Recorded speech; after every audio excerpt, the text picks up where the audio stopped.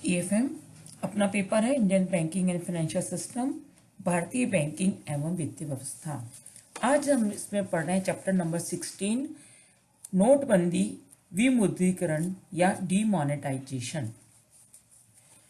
जब सरकार पुरानी मुद्रा को कानूनी तौर पर बंद कर देती है और नई मुद्रा लाने की घोषणा करती है तो इसे विमुद्रीकरण या डीमोनेटाइजेशन कहते हैं।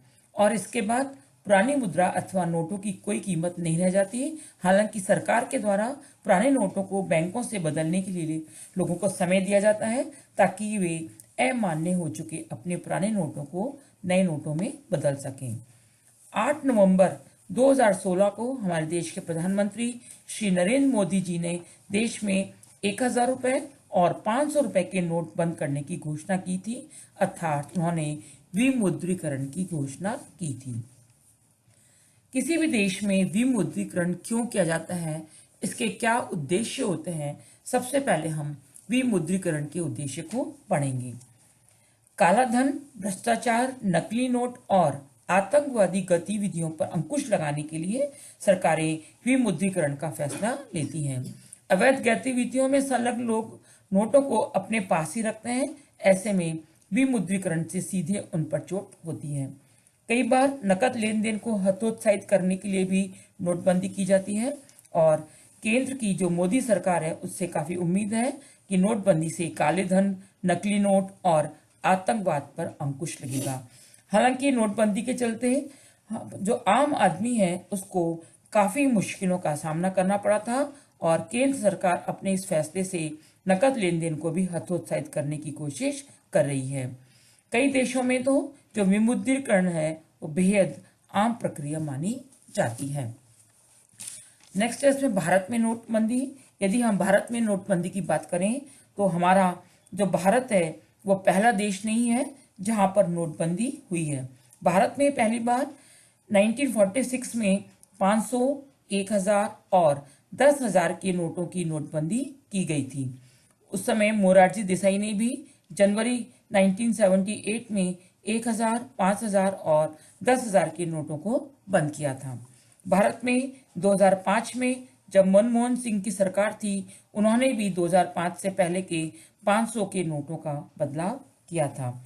कई बार सरकार पुराने नोटों को एकदम बंद करने के बजाय धीरे धीरे भी बंद कर देती है और 2005 में तो मनमोहन सिंह जी की सरकार ने 500 रुपए के और 2005 से पहले के नोटों का विमुद्रीकरण कर दिया था।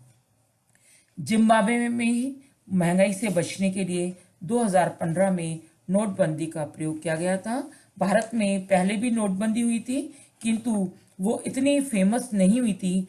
आज हम छोटे सिक्कों जैसे 5 पैसे, 20 पैसे, 50 पैसे, 100 पैसे इनका प्रयोग नहीं करते हैं और इन्हें भी बंद किया गया था। विमुद्रीकरण से लाभ भी होते हैं और विमुद्रीकरण से कुछ हानियां भी हुई हैं। तो यहाँ हम पढ़ेंगे सबसे पहले जो डीमोनेटाइजेशन किया गया उससे हमें क्या क्या लाभ हुए। सबसे बड़ा फायदा हुआ इससे, पहला होम लोन इससे सस्ता हुआ। चीफ इकोनॉमिक्स डीके जोशी के मुताबिक नोटबंदी से होम लोन सस्ता करने में मदद मिली है। नोटबंदी की वजह से बैंकों में काफी बड़ी मात्रा में डिपॉजिट आया है और इसका फायदा बैंकों ने आम आदमी को सस्ते कर्ज के तौर पर दिया है। ये इसी से साबित होता है कि पिछले साल के मुकाबले इस साल हाउसिंग दरों में 3% तक की कमी आई है। नेक्स्ट है महंगाई पर लगाम कसी है। नोटबंदी ने महंगाई पर भी लगाम कसने में मदद की है और इकोनॉमिक्स डॉक्टर जोशी बताते हैं कि अवैध पैसे को खपाने के लिए फिजूल खर्ची बड़े स्तर पर की जाती है। इसकी वजह से सामान की कीमतें भी बढ़ती हैं। नोटबंदी के चलते कुछ हद तक यह पैसा सिस्टम में वापस आया है और इसके साथ ही सरकार की तरफ से लगातार जो भी ऐसे संदिग्ध ट्रांजैक्शंस होते हैं उनके ऊपर नजर रखी जा रही है। इसकी वजह से ट्रांजैक्शंस में काफी कमी आई है और इसका जो फायदा है महंगाई दर को घटाने के रूप में मिला है। नवंबर 2016 में जो महंगाई दर 3.366% थी वह जुलाई 2017 में घटकर 2.36% पर आ गई। नेक्स्ट जो फायदा मिला है वो कैशलेस ट्रांजेक्शन से बढ़ा है। नोटबंदी के चलते कैशलेस ट्रांजेक्शन बढ़ाने में काफी मदद मिली है। नोटबंदी के दौरान कैश की जो किल्लत होने से न सिर्फ लोगों ने ज्यादा डिजिटल ट्रांजैक्शन किए, बल्कि सरकार की तरफ से भी इसके प्रोत्साहन के लिए काफी कदम उठाए गए हैं।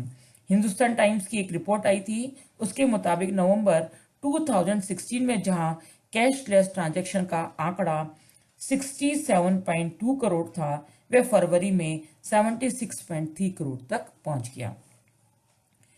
नेक्स्ट टेस्ट में भ्रष्टाचार मुक्ति में मदद। विमुद्रीकरण से भारत के भ्रष्टाचार मुक्त बनने में मदद मिलेगी। रिश्वत लेने में लिप्त उन लोगों को भ्रष्ट आचरण से बचना चाहिए, क्योंकि इससे उन्हें उनकी बेहिसाब नकदी रखने के लिए मुश्किल हो जाएगी। नेक्स्ट है काले धन को ट्रैक करने में मदद। विमुद्रीकरण से काले धन को ट्रैक करने में भी सरकार को बहुत ज्यादा मदद मिलेगी। नेक्स्ट है आपराधिक गतिविधियों पर लगाम। इस कदम से बेहिसाब नकदी प्रवाह के कारण जो अवैध गतिविधियां संपन्न होती हैं उनका जो पोषण है बंद हो जाएगा और आतंकवाद जैसी आपराधिक गतिविधियों पर लगाम लगेगी। नेक्स्ट है नकली नोटों का प्रचलन समाप्त। इस कदम से नकली नोटों का प्रचलन भी बंद हो जाएगा। 500 और 1000 के नोटों पर प्रतिबंध लगाने से नकली नोटों का प्रचलन भी समाप्त होगा। और लास्ट जो फायदा है वो आयकर रिटर्न के रूप में है। विमुद्रीकरण नीति लोगों को आयकर रिटर्न का भुगतान करने के लिए मजबूर कर देगी। हालांकि 2.5 लाख रुपए तक की जमा राशि आयकर जांच के दायरे में नहीं आएगी, लेकिन 50,000 रुपए से ऊपर के किसी भी नकद जमा कराने के लिए पैन प्रस्तुत करना आवश्यक होगा। तो इस प्रकार से जो देश में विमुद्रीकरण समय समय पर किए जाते हैं उससे हमें बहुत सारे लाभ या फायदे मिलते हैं, लेकिन इसके साथ साथ विमुद्रीकरण से कुछ हानियां भी होती हैं। विमुद्रीकरण से क्या क्या देश को हानियां होती हैं, उसमें सबसे पहला है कि बचत खाते पर ब्याज दर घटना। भारतीय स्टेट बैंक समेत कई सरकारी और निजी बैंकों ने सेविंग्स जितने भी अकाउंट्स थे उन पर इंटरेस्ट रेट को घटा दिया है और थोड़ी बहुत भागीदारी इसमें नोटबंदी ने भी निभाई है। उसके अनुसार नोटबंदी के चलते बैंकों में लिक्विडिटी बढ़ गई है। ऐसे में बैंकों ने ब्याज दर को घटाना अपने फायदे में समझा है। नेक्स्ट जो नुकसान हुआ है वो है छोटे उद्योगों को उठाना पड़ा है इसमें ज्यादा नुकसान। नोटबंदी का जो सबसे ज्यादा प्रभाव है ये उन उद्योगों पर पड़ा है जो ज्यादातर कैश में लेन देन करते थे। इसमें अधिकतर छोटे उद्योग शामिल होते हैं। नोटबंदी के दौरान इन उद्योगों के लिए कैश की किल्लत हो गई। इसकी वजह से उनका कारोबार ठप पड़ गया और लोग बेरोजगार हो गए। नेक्स्ट है आम जनता तथा व्यापार को हानि। नोटबंदी की जो अचानक घोषणा की गई, इससे किसी को भी तैयारी करने का समय नहीं मिला। एटीएम में नए नोटों के माप से मशीन को कैलिब्रेट करने में बैंक कर्मचारियों को भी बहुत समय लगा। सरकार नए नोट तेजी से नहीं छाप पाई, इस कारण आम जनता और बिजनेस को भी बहुत ज्यादा हानि हुई। जिस मूल उद्देश्य से नोटबंदी जारी की गई थी उसमें सरकार सफल नहीं रही, भ्रष्टाचार खत्म नहीं हुआ और कुछ ही महीनों में ही नकली नोट फिर से मार्केट में आ गए। फिर भी हम निष्कर्ष के रूप में देखें तो हम निष्कर्ष के रूप में ये पाएंगे कि यह जो विमुद्रीकरण का जो निर्णय सरकार के द्वारा लिया गया था ये एक ही बहुत ही हिस्टोरिकल निर्णय था। भारत सरकार ने सही दिशा में सही कदम उठाया है। इसके दीर्घकालीन जो प्रभाव हैं वो अच्छे दिखाई देने लगे हैं। देश डिजिटल इंडिया की तरफ आगे बढ़ा है। आज लेन देनों में पारदर्शिता आई है, भ्रष्टाचार घटा है। सरकार भ्रष्टाचार के खिलाफ सख्त कार्रवाई कर रही है और इसकी समीक्षा के लिए थोड़ा और हमें समय देना चाहिए।